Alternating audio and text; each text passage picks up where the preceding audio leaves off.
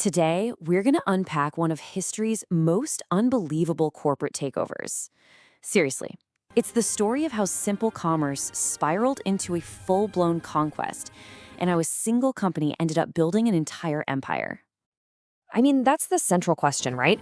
And it sounds completely nuts. How does a for-profit corporation, the British East India Company, go from setting up a few trading posts to ruling over millions and millions of people? Let's break down exactly how they pulled it off. All right, so to get this, you have to picture this scene. The Mughal Empire, which had been this powerhouse in India for centuries, was starting to fracture. It was falling apart at the seams, and this instability created a massive power vacuum. You know what they say, both nature and colonial ambition, they can't stand a vacuum.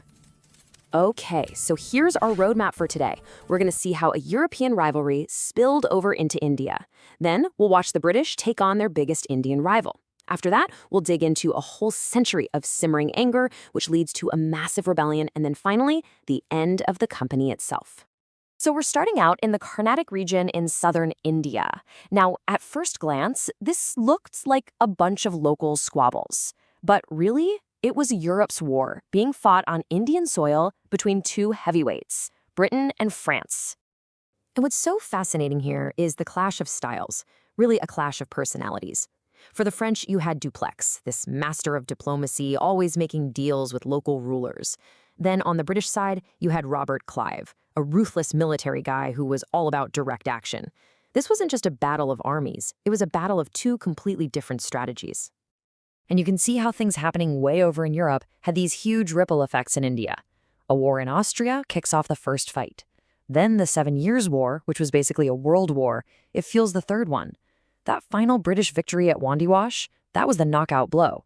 It pretty much ended France's dream of an Indian empire and left the British as the last European power standing. You know, the British got something out of these wars that was way more valuable than just land.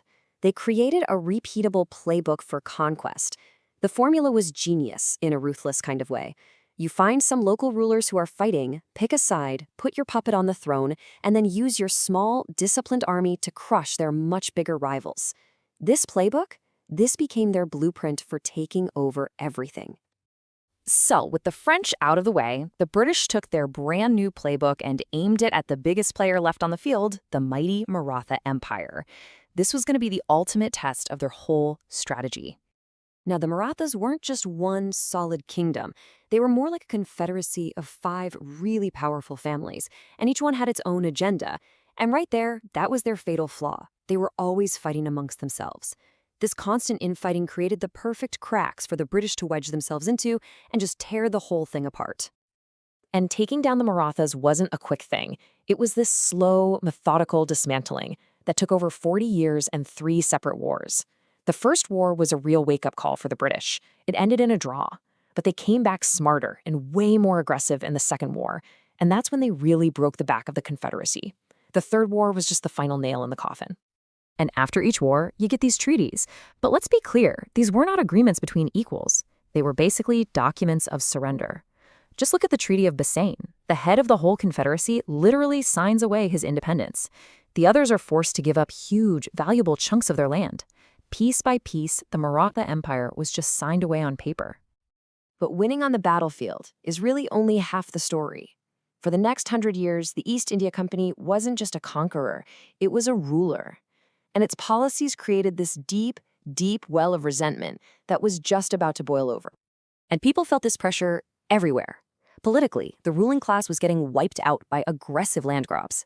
Economically, British policies were just crushing local industries, basically asset stripping the entire subcontinent and funneling the wealth back to Britain, all while squeezing peasants with insane taxes. And they didn't just stop at money and politics. The British started messing with the deeply held religious customs.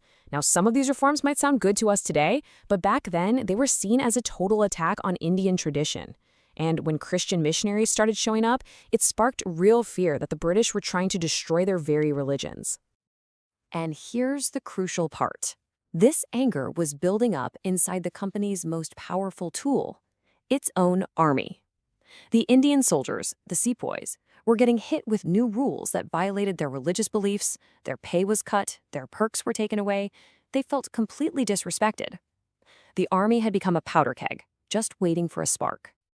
Well, in 1857, that spark came. A whole century of pent-up anger from princes to peasants to soldiers. It just exploded into this massive rebellion that shook the very foundations of British rule in India. And this was the trigger. There was a rumor that new rifle cartridges were greased with pig and cow fat, which is deeply offensive to both Muslims and Hindus. When some sepoys in the town of Meerut were punished for refusing to use them, their friends revolted, shot their officers, freed them from jail, and marched on the old capital of Delhi. The rebellion was on. So, despite all that early fire, the rebellion was eventually crushed. And it really comes down to a few key reasons. The rebels, as brave as they were disorganized. Different leaders wanted different things. They were literally fighting with swords against modern rifles. And, maybe the biggest blow, a lot of powerful Indian princes actually sided with the British, which basically sealed the rebellion's fate.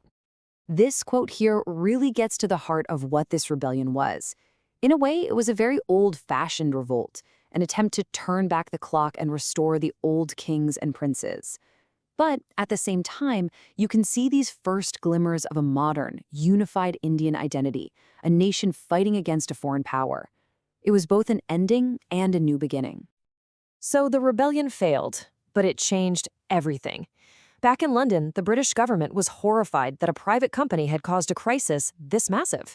The age of company rule was officially over. The immediate result was this right here, the Government of India Act of 1858. It was simple. The British Parliament just dissolved the East India Company and transferred all of its territories and power directly to Queen Victoria. The merchants' empire was gone. In its place was a formal, official one, the British Raj. And with this new management came a whole new strategy. The British mostly stopped conquering new land and instead focused on systematic economic exploitation. They totally reorganized the army to prevent another rebellion. They started to actively use a policy of divide and rule, playing Hindus and Muslims against each other. And they pretty much gave up on social reforms, deciding it was just safer to leave Indian society alone. And that new era of direct rule would last for the next 90 years.